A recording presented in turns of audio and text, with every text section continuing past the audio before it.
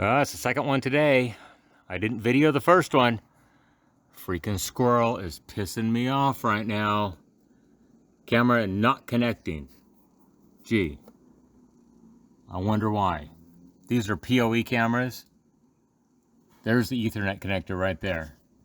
So I'm just going to go ahead and unplug it, just to be safe in case there's a short somewhere. So the squirrel gets up here on the rain gutter, and it gets up here and it chews on the wires. So I got another camera down here. This is the back of my house. There's another one way down there. You can't see it. It's about 60 feet away. But freaking second one today. So yeah, I'm going to take you through the repair of this thing, because we're going to splice these wires back together so the POE camera will work. And I have squirrel food out for the freaking squirrel to eat. Come on, really right now? All right, well, we'll get this camera down. Of course, it's dark right now. We'll do it in the morning when it's light. And yeah, get this thing all fixed up, hopefully. Well, it's the next morning and we're back out here at the scene of the crime, getting ready to pull this camera down. Let me jump up here on the ladder, get a little bit closer, and then yeah, you can definitely see the damage right there. Cable has been severed. I did unplug the Ethernet connector last night, but yeah, we definitely need to go ahead and pull this thing down, splice it. I'll probably just go ahead and lop off the cable out here somewhere, make it a bit shorter, and then I've got plenty of Ethernet cable up in the attic I can pull out, and I'll probably try to run it through that little tiny gap if I can get it through here, because the squirrel seems to like to stand right up here on the rain gutter and get it. In fact, you might be able to see the other camera if I can zoom in on it. There's the camera it got yesterday, the first one on top of the rain gutter. Ate it. So I tucked the wire up in the overhead, and yeah, hopefully things are good. Let's minimize the zoom once again, and we'll go ahead and get this thing down. Well, here's a glance at my workbench on any given day when I'm not actually filming a video. So I got a LG Bluetooth subwoofer that I'm looking at here that won't connect to the rest of the system.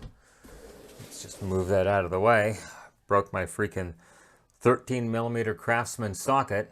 See, it's got a crack right there. And then just the other day I was going to go use this, and let's see, and it locks up. And yeah, it's old. I bought these back in the 80s. So hopefully I can get a warranty replacement. Honda car stereo right there, and some heat shrink, which we will be needing for later. Here's the cable that I repaired yesterday when the squirrel attacked the other camera.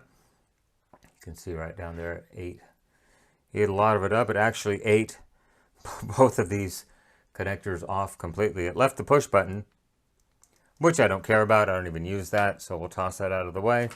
And we will be needing this small heat shrink, which I used yesterday. Let's get this place cleaned up a little bit here. Vintage Radio Shack soldering paste flux, which we will be using. Allen key to adjust the cameras.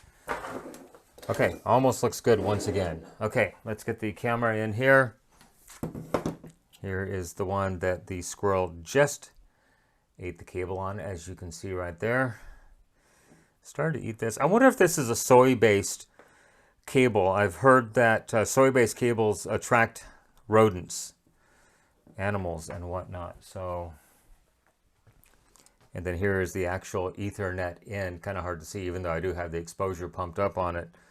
So what I'm going to do is I'm just going to lop off the cable back here and make it much shorter so the squirrel has less to eat. We'll solder the necessary leads and heat shrink it all back together. So I'm just going to lop off this cable out here. We don't need those parts anymore. And a fresh break here.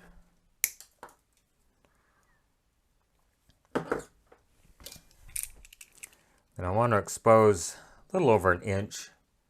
So I'm just going to ring this very gently, try not to nick any of the inner conductors at all.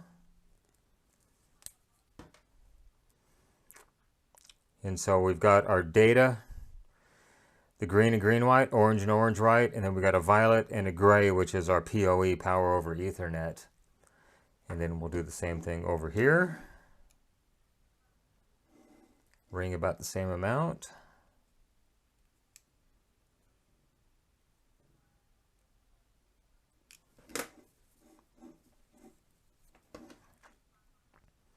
There's our data, violet, gray. Now we don't need these leads. They go to the coaxial power input if we're using that mode, and then the push button if we're using that, and we're not because I have a dedicated NVR system. So what I'm going to do is I'm just going to lop off. I'm going to cut them at different lengths.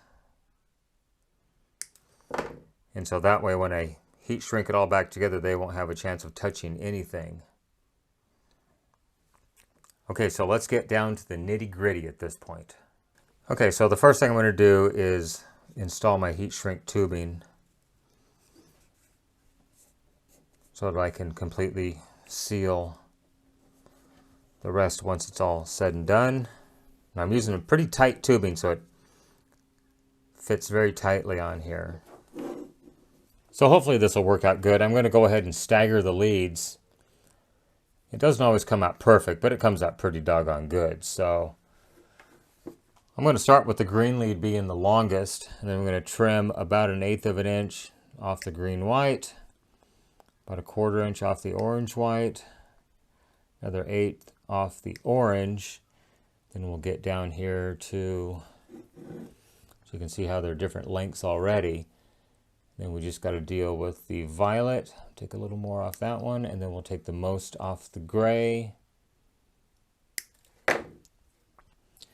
Then we'll do the exact opposite on this end. So each splice will be staggered a little bit to allow the heat shrink to fit well.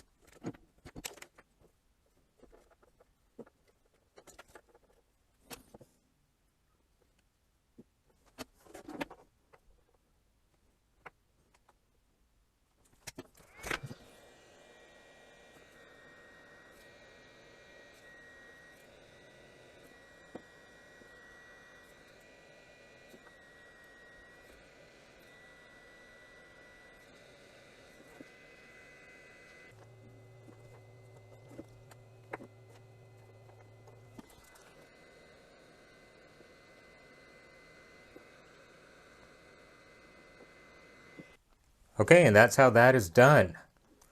I probably could have used 2 pieces, but it's actually going to be up out of the way, so I'm not even really worried about it in the least. Twist rates, not concerned over that small distance. It's only about 2 inches.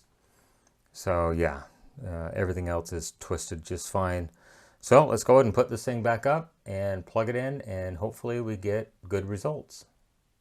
Okay, camera is remounted. Let's see if I can get up here and actually see something. So I went ahead and I tucked the cord up under that little gap of wood, and then I put the edible portion that the squirrel likes so much over here, ran the Ethernet cable back through that gap, and then it goes up into that hole right there into the attic, which I ran over to the DVR. And so, yeah, so the squirrel doesn't appear to like these cables too much right here because they've actually been painted. So it doesn't seem to eat those, but hopefully this will last many more years here. And as a safety precaution, I went ahead and reoriented this camera up here so that the cord exit over here on this side, and then tucked it up under the rain gutter, tucked the switches up there, and so there's my Ethernet connection. It's not weather tight, but it's away from the elements because it is under the eave here. And basically this just looks at my gate right here to make sure no one's jumping over the gate. Okay, let's go back inside and make sure everything works. Okay, here we go back inside. So this is the camera that quit yesterday afternoon that I repaired already. And then this is the camera that was not working. And let's try to get full screen on it. Double tap it. There we go. That one is working perfectly fine. Taking a look at the pool in the backyard. Anyhow, that's it. When a squirrel chews through your camera Ethernet cable. Thanks for watching. Everyone, have a great day. Bye-bye.